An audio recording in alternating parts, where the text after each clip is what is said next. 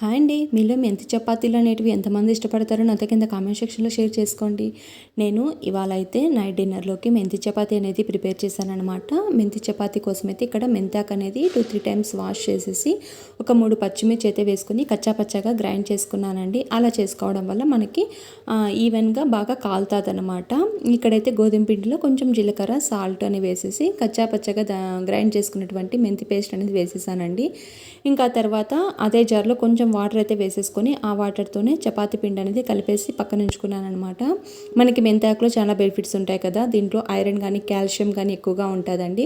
అంతేకాక మనకి బ్లడ్లో షుగర్ లెవెల్స్ అనేది కంట్రోల్ చేస్తుంది. హార్ట్ కూడా చాలా మంచిది. మనకి హెయిర్ ఫాల్ కూడా ఎక్కువగా మెంతులు అనేటివి వాడుతూ ఉంటారు కదా, హెల్త్ పరంగా కానీ ఆయుర్వేదిక్ పరంగా కానీ మెంతులు అనేటివి చాలా హెల్ప్ అవుతూ ఉంటాయండి మన బాడీకి.